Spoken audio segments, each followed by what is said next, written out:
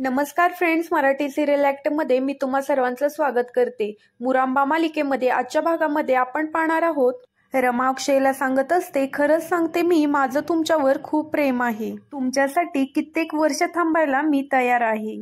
माझं प्रेम सिद्ध करायची गरज आली ना तर मी अग्नीत उडी मारायला सुद्धा तयार आहे। ह्या भाषेत रमा आता अक्षय बरोबर बोलत असते। त्याच वेळेला अक्षयच्या डोळ्यात सुद्धा पाणी येतं आणि रमा सुद्धा रडत असते। आता रमा ही अक्षयकडे पाहत असते तर अक्षय हा खूपच त्रस्त झालेला असतो। अक्षयला असं वाटत असतं, रमा ही माझ्यावर किती प्रेम करते, त्या कितीतरी कमी पटीने मी रमावर प्रेम करतोय असं त्याला वाटत असतं। हे अक्षयला जाणवू लागतं, त्यामुळेच त्याला रडू येत असतं। आता इथे आवाज येतो, तेवढ्यात अक्षय म्हणतो, कसला आवाज आला आहे? त्यावेळी रमा म्हणते, आजी आजोबा उठले असतील। अक्षय म्हणतो, नाही ग, आजी आजोबा कसे उठले असतील? रमा अक्षयला म्हणते, बहुतेक उंदरांचा आवाज असेल, बहुतेक उंदीर असेल। अक्षयला उंदराची खूपच भीती वाटत असते। त्यावर अक्षय म्हणतो, शी, उंदीर? त्यावर रमा बोलते, उंदरांना काय घाबरायचं, तुम्ही तर गुंडांना सुद्धा घाबरत नाही, पण उंदरांना आणि झुरळांना खूपच घाबरता। हे कशाला?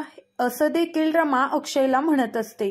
त्यावेळेला रमा अक्षयला म्हणते, चला ना, आपण ना फुल्ली गोळा खेळूया।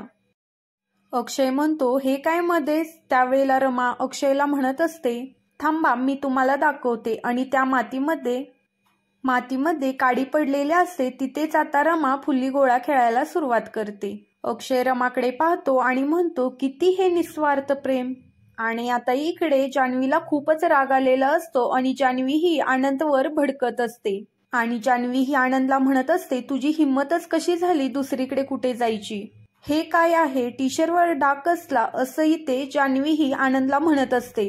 त्यावर आनंद म्हणतो, हा पेंटिंगचा डाग आहे, तुला कळत नाहीये का? त्यावर जान्हवी म्हणते, मला मूर्ख ठरवतोय का? मला समजत नाही का पेंटिंगचा डाग कसा असतो ते? आता मला सांग, हे सर्व काय आहे? त्यावर आनंद आता वैतागलेला असतो। आनंद जान्हवीला म्हणतो, प्रत्येक वेळेला संशय। मला तर या ना सगळ्या गोष्टींचा कंटाळा आलेला आहे। एक तर भाऊ आणि वहिनी सापडत नाहीयेत। असं बोलून तो आता बाहेर निघून जातो। इकडे अक्षय आणि रमा आजी आजोबांचा निरोप घेत असतात। आजी आजोबांनी त्यांची खूप सेवा केलेली असते, म्हणून रमा आणि अक्षय आजी आजोबांसोबत लास्टला जाताना बोलत असतात, खरंच तुम्ही आजी आजोबा म्हणून खूप छान आहात। रमा बोलते, खरंच मला कधीच आजी आजोबांचं प्रेम मिळालं नाही, पण तुमच्या रूपाने मला ते मिळालं। आता आम्ही चाललेलो आहोत। त्याच वेळेला अक्षय आजी आजोबांना पैसे देतो। नाही, तुम्ही आमच्या घरी आला होता आणि आम्ही तुमचं आदरातिथ्य केलं, त्यासाठी कोणतेही पैसे नको। त्यावर आजी बोलते, आम्ही लोणची पापड विकतो, त्यामध्ये जे काही पैसे येतील ना त्यामध्ये घर चालवतो, असं नको आम्हाला पैसे, असं आजी देखील बोलू लागते। आता इथे रमा बोलते, तुम्ही जे काही लोणची आणि पापड विकताय ना त्यामुळे मला खूप मोठी प्रेरणा मिळाली आहे आजी। मला सुद्धा लोणची आणि पापड हवे आहेत, द्याल का तुम्ही? ते मी घरी घेऊन जाईल। आजी लगेच आतमध्ये जाते आणि लोणची पापड घेऊन येते आणि ती पिशवी रमाच्या हातामध्ये देते। रमा लगेच आजीला बोलते, याचे किती झाले पैसे सांगा। आजी त्याचे सुद्धा पैसे घ्यायला तयार नसते, पण रमा म्हणते, तुम्ही आजी आता बोलला ना की मी पैसे घेते लोणचे पापडाचे, मग याचे तर पैसे घ्यायलाच हवे। असे बोलून अक्षय त्या आजोबांच्या हातामध्ये पैसे देतो। खूप पैसे दिल्यामुळे आजोबा म्हणतात, इतके पैसे कशाला? त्यावर अक्षय आजोबांना म्हणतो, असू दे, ठेवून घ्या। आणि इथे आजी रमाला घेऊन बाजूला जाते। आजी ही रमाला कानमंत्र देत असते आणि आजी रमाला सांगत असते, कितीही दिवसा नवऱ्याबरोबर भांडण झालं तरी रात्री नवऱ्याबरोबर नीट बोलायचं आणि सकाळी दिवसाची सुरुवात करायची। आणि इकडे आजोबा देखील अक्षयला सांगत असतात, बायको ही अशी एक व्यक्ती आहे, ती आपल्या कुटुंबाचा विचार करत असते, म्हणून कधीही तुझ्या बायकोला एकटी सोडू नको, असं आजोबा अक्षयला सांगत असतात।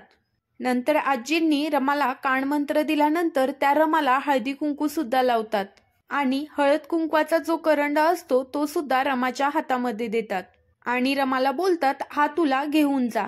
आणि आता अक्षय आणि रमा आजी आजोबांचा निरोप घेऊन निघतात। आता इकडे घरी सर्वजणच खूपच कंटाळलेली असतात।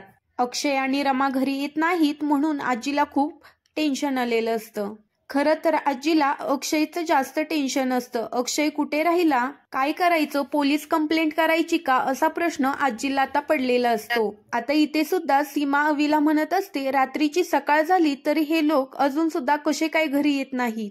त्याच वेळेला जान्हवी आणि रेवा दोघी सुद्धा एकमेकींकडे पाहत असतात. खरं तर जान्हवी, रेवा आणि आजी यांनीच केलेला हा प्लॅन असतो. परंतु त्यांना आता अक्षयची खूप काळजी वाटत असते. अक्षय रमाचा हात धरून रमाला घरी घेऊन आलेला असतो आणि अक्षय आणि रमाला एकत्र पाहून जान्हवीचा मात्र फ्यूजच उडतो.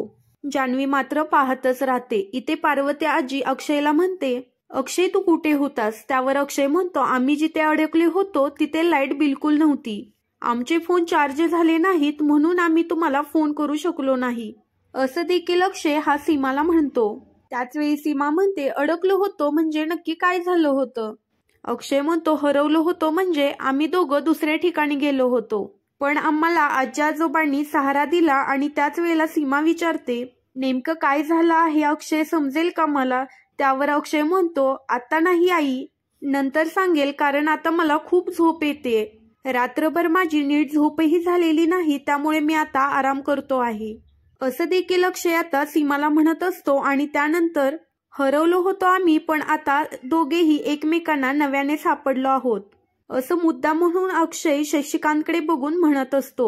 आणि शशिकांत पुढे असताना सुद्धा अक्षय हा रमाच्या खांद्यावर हात ठेवतो आणि मुद्दा म्हणून रमाचा हात धरतो आणि रमाला सगळ्यांच्या पुढून घेऊन जातो.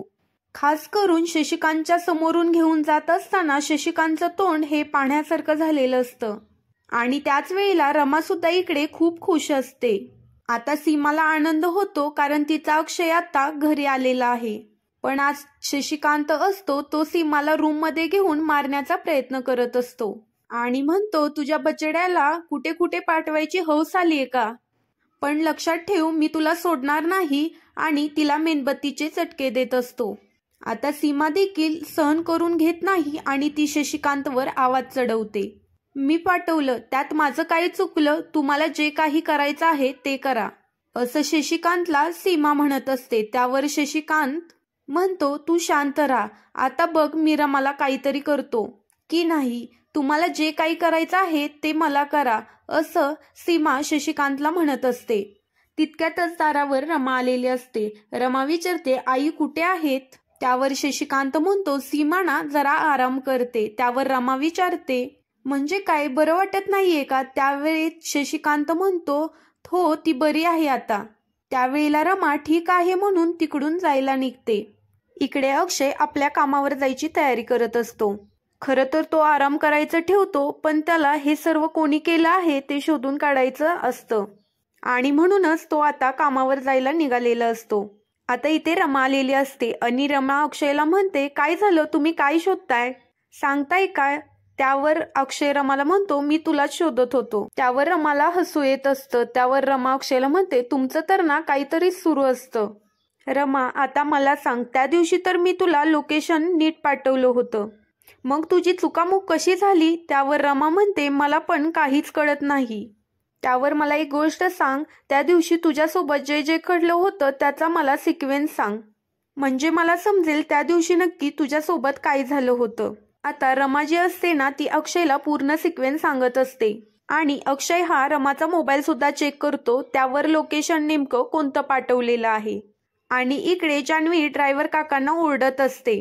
ज्या ड्रायव्हर काकांनी रमाला सोडलेलं असतं त्या ड्रायव्हर काकांना जान्हवी ओरडत असते. आणि तुम्हाला जास्तची माहिती द्यायला कोणी सांगितली होती? कशाला माहिती दिली? तुम्हाला जितकं काम सांगितलं आहे तितकंच काम करा. पण आता लक्षात ठेवा, तुम्ही जर तोंड उघडलं ना तर मी तुम्हाला कामावरून काढून टाकील. या भाषेत जान्हवी ड्रायव्हर काकांबरोबर बोलत असते.